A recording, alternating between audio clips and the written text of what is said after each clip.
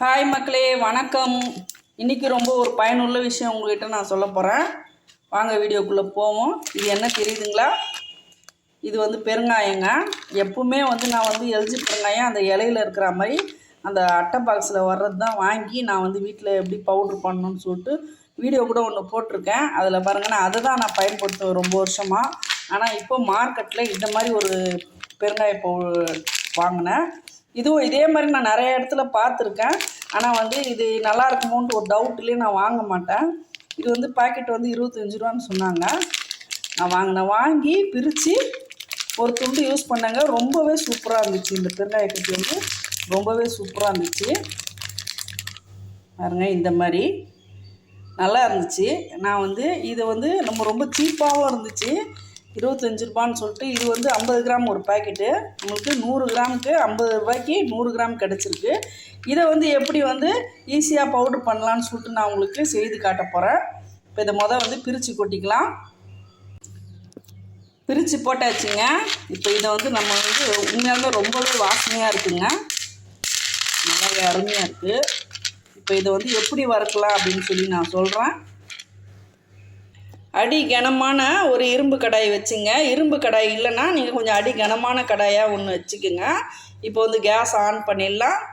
இதை நான் ஒரு முறை வாங்கியிருக்கேங்க. வாங்கி ஒரு முறை நான் முழுசாக சாம்பாரில் போட்டு பயன்படுத்தும் போது சாம்பாரில் கரையாமல் உருண்டையாக அப்படியே இருந்துச்சு. சாம்பார் ஊற்றும் போது உருண்டையாக விழுந்தது. அதுலேருந்து நம்ம இது வாங்கக்கூடாது, இது கரையவே மாட்டுது அப்படின்னு சொல்லிட்டு நான் வாங்குறது இல்லை.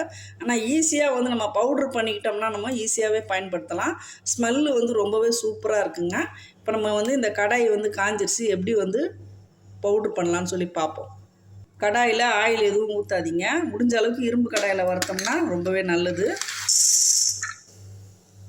போட்டுக்கலாம்.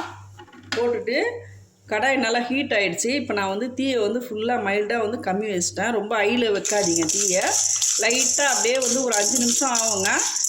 அப்படியே ஒரு 5 நிமிஷம் தொடர்ச்சியாக நம்ம வறுத்துக்கிட்டே இருக்கலாம். நல்லா மொறுமொறுப்பாக வரும். இது அப்படியே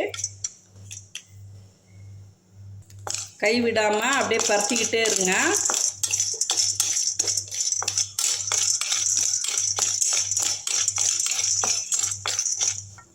அப்படியே ஒரு 2 நிமிஷத்தில் சாஃப்டாக மாறிட்டு வரும். கொஞ்சம் கொஞ்சமாக சாஃப்டாக மாறி அப்புறமா முறுமுறுப்பாகும். பாருங்கள், இப்போ சாஃப்டாக இருக்குது.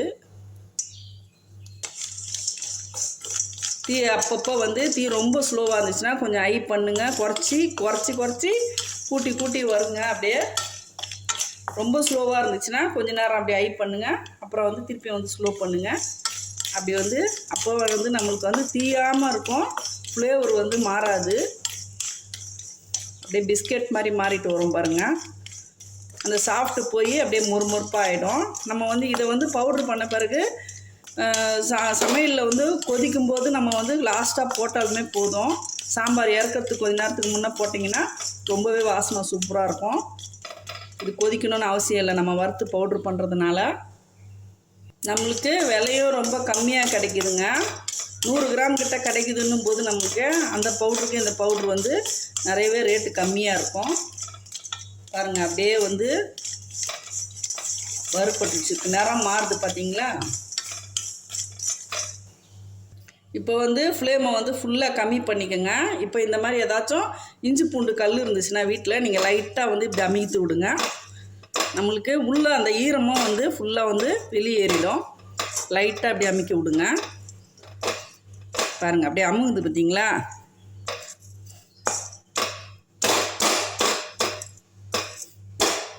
ஃபுல்லாக ஃப்ளேம் கம்மியாக தான் இருக்கணும்.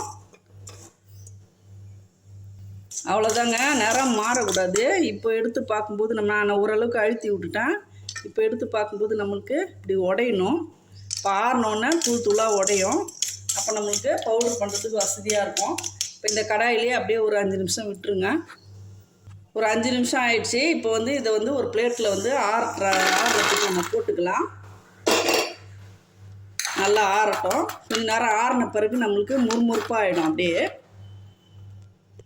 அவ்வளோதாங்க. நல்லாவே ஆறிடுச்சு பாருங்க. இப்போ நம்மளுக்கு எடுத்து இப்படி உடைச்சோம்னா அப்படி உடையணும். பிஸ்கெட் மாதிரி உடையணும். இப்படி உடஞ்சிச்சின்னா நம்மளுக்கு நல்லாவே பவுட்ரு பண்ண வரும் பாருங்கள். நான் அதை கொஞ்சம் அழுத்தி விட்டேன் வறுக்கும்போது. இப்போ வந்து மிக்ஸி ஜாரில் போட்டுடலாம். மிக்ஸி ஜாரில் போட்டாச்சுங்க. இப்போ வந்து பவுட்ரு பண்ணிட்டு வந்துடலாம். நல்லா ஆறணுங்க, நல்லா கவனமாக வச்சுங்க. ஆறாமல் சூடாக போட்டுறாதீங்க. ஆறின பிறகு போட்டால் தான் நம்மளுக்கு ஃபைன் பவுட்ரு கிடைக்கும். எதுவுமே கலக்க தேவையில்லை. அவ்வளோதாங்க, நம்மளுக்கு வந்து அருமையான பவுட்ரு கிடச்சிருச்சு. பாருங்கள் எவ்வளோ நைஸாக இருக்குது பாருங்கள். சூப்பராக கிடச்சிருக்கு. 100 கிராம் கிட்ட கிடச்சிருக்கு பாருங்கள். 50 ரூபாய்க்கு இவ்வளோ பவுட்ரு கிடச்சிருக்கு. இப்போ வந்து நம்ம வந்து இதை வந்து ஒரு காஞ்ச ஒரு ட்ரையான ஒரு பாட்டிலில் போட்டுடலாம். இப்போ ஒரு டப்பாவில் போட்டுடலாங்க. நிறையவே கிடச்சிருக்குங்க நம்மளுக்கு.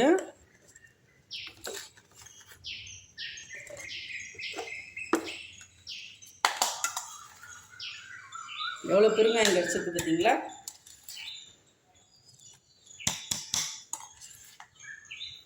எதுவுமே கடையில் விற்கிறதுல வந்து ரவை, அரிசி மாவு அது இதுன்னு கலப்பாங்க.